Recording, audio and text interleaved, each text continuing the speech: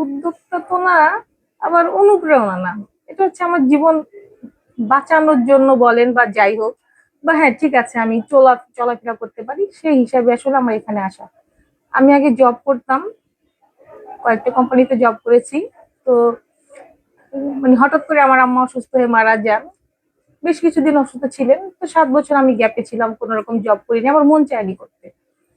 তো হঠাৎ করে আমার শারীরিক অবস্থা খারাপ হয়ে যায় 7 বছরের পরেই। যেরকম 2023 সালে আমার রিপোর্ট আসলো যে আমি লিভার সিরোসিসে আক্রান্ত হয়ে গিয়েছি। মোটামুটি গ্রেড 3-তে আমি চলে আসছি, যে কোনো সময় একটা খারাপ কিছু হবে। তো ডক্টর বললো যে শুয়ে বসে কাটালে হবে না, পরিশ্রম করতে হবে। এর আগেই আমি এখানে আসি, এখানে আসার পিছনে ছিল আমি কোনো জব করতাম না, ঘরে বসে থাকতাম, মাঝে মধ্যে আপসেট হয়ে যেতাম। তো আমার ভাই বলল যে তুমি শুধু শুধু ঘরে কেন বসে থাকবা, আমাদের তো দোকান আছে। আমি এখানে আগেও আসতাম, ঘুরে যেতাম, মানে এইভাবে থাকতাম না, জাস্ট এসে কোনো একদিন ঘুরে টুরে চলে যেতাম, বসতাম না। তো ভাই বললো তুমি এখানে বসা শুরু করো না কেন, বসো, তুমি কন্টিনিউ করো। তা বললাম ঠিক আছে, ভালো কথা, যেহেতু জব করি না, নিজেরও সময় কাটে না, শরীরও ভালো লাগে না, তো এরকম করতে করতে ভাবলাম যে হয়তো এরকম হুটহাট করে আসবো আর যাবো। তো দেখলাম যে না, আস্তে আস্তে আমার ভালোই লাগছে কাজটা করতে। এত সুন্দর সুন্দর বাচ্চাদের বেবি এক্সারসাইজ আসে, মারা আসে বাচ্চাদের জন্য নেয়, অনেক সময় আমার সাথে কথা হয়, অনেক সময় হয় না। তো এরকম করতে করতে আমি একটা বছর পার করলাম। তো ইচ্ছে ছিল না আমি কন্টিনিউ করব, ভাবলাম আবার জব করব। তো যখন আমার রিপোর্টটা আসলো খুব খারাপ, ডাক্তার বললো যে বসে থাকা যাবে না, তো খুব আপসেট হয়ে পড়লাম যে আমি আর কতদিন থাকবো বা দুনিয়ায়, কেন বা আমি করবো। তো অনেকের ওই কান্নাকাটি একটা থাকে না, তো নিজেও খুব কান্নাকাটি শুরু করলাম 3 মাস। একদম মন ছিল না। পরে মনে না, এসব নিয়ে ভাবলে হবে না, উঠে দাঁড়াতে হবে।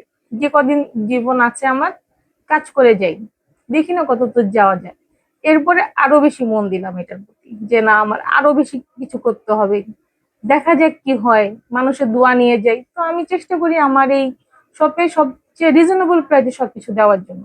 সবাই এসে আলহামদুলিল্লাহ দোয়া দিয়ে যায়, বলে যায় যে আপু আপনার কালেকশন গুলো খুব ভালো, এই এলাকার মধ্যে, ধানমন্ডি এরিয়ার মধ্যে খুবই রিজনেবল প্রাইসে। তো আমার অনুপ্রেরণা হচ্ছে আমি নিজেই। আর এটার পিছনে আমার ভাই, ভাই আমার 2 ভাই, ওরা দুজনই ব্যবসায়ী। আমার বড় ভাই যেটা, ও নিজের এই ব্যবসা, আমরা ইন্টারন্যাশনাল ফেয়ার গুলো করি, বাণিজ্য মেলা, এশিয়া মেলা, চট্টগ্রাম, সিলেট, সব বাণিজ্য মেলাগুলো আমাদের হয়। তো ওইখান থেকে আমার এটা শুরু, ওদের জন্যই আমি আজকে এখানে। আর ওই যে নিজে সুস্থ থাকার জন্য যা চ্যালেঞ্জ বলতে, প্রথম প্রথম তো আমি মার্কেট বুঝি নেই, মার্কেটে কি মাল চলে, কারণ আমি এই সাইড থেকে পুরাই আলাদা ছিলাম। আমি হচ্ছি অ্যাকাউন্টসের স্টুডেন্ট, জবও করেছি অ্যাকাউন্টসে। তো এই সাইডটা বুঝে আমার জন্য খুব কষ্টকর ছিল প্রথম 2টা মাস। কিন্তু আলহামদুলিল্লাহ যখন থেকে আমি দোকানটা পুরা বুঝে নেই, মাল যখন আমাদের আসা শুরু হলো, আমি মাল আনলাম, কাস্টমার এসে যখন ভালো ভালো রিভিউ দিল, তখন থেকে বুঝলাম যে না, আমার আরো ভালো কিছু করতে হবে, আরো ভালো কিছু করতে হবে। তখন থেকে ওই দিকটা আমার মনে হয়েছে যে আমি খুব বেশি একটাই পাইনি, তবে হ্যাঁ মার্কেটে একটা শপ নেওয়া মানে অনেক বড় একটা চ্যালেঞ্জ। আপনার রেন্ট, সার্ভিস বিল, স্টাফের স্যালারি, একটা টার্গেট থাকে, সেই টার্গেটটা যদি ফিল আপ না হয়, তখন একটা খুব নিজের থেকেই, ভিতর থেকে একটা ভয় আসে যে এই মাসে পারবো কিনা।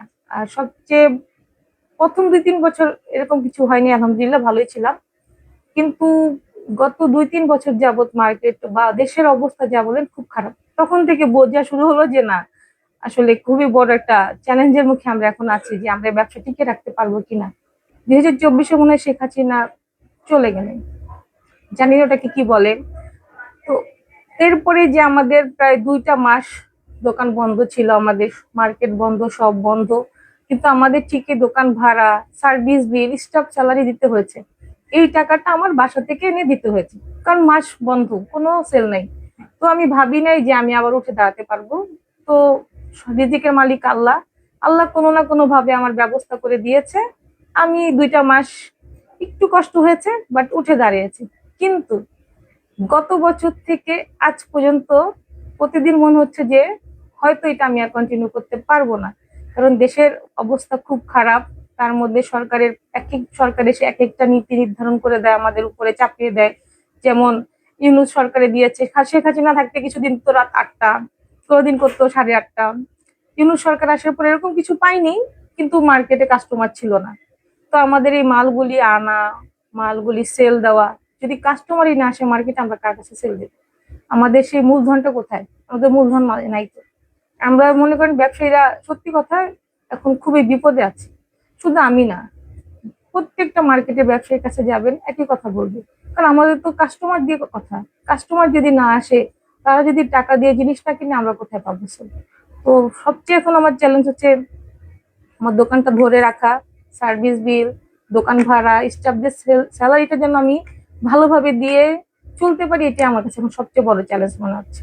2 মাসে আলহামদুলিল্লাহ আমি ভাবিও নেই, আমি যখন থেকে দোকানটা নিয়ে নিব ভাবিই নেই যে আমি এতটা ভালো সেল দিতে পারবো। তো ওই মাসটা ছিল আমার জন্য সবচেয়ে বেশি আনন্দের, আলহামদুলিল্লাহ। আমার 2 ভাইকে আমি গিফট দিয়েছি, সবার জন্য গিফট কিনেছি, কারণ 7 বছর গ্যাপের পরে আমি আবার ইনকাম করা শুরু করেছি ধরতে গেলে নতুন করে। তো ওই মাসটা আমার কাছে মনে হয় সবচেয়ে বেশি আনন্দের ছিল। আমি এখনো স্বপ্নের মতন মনে হয় যে প্রথম মাসটা আপনার 2023-এর ফেব্রুয়ারি। আলহামদুলিল্লাহ 7 বছর যখন আমি ধরে রেখেছি, সামনে আরো 5 বছর আল্লাহ যদি চায় আরো 10 বছর টিকে থাকবে, তো আমার ইচ্ছা আছে আমি আরো 2-1টা ব্রাঞ্চ দিব আমাদের এই গ্লোমি বাই এফার নামে।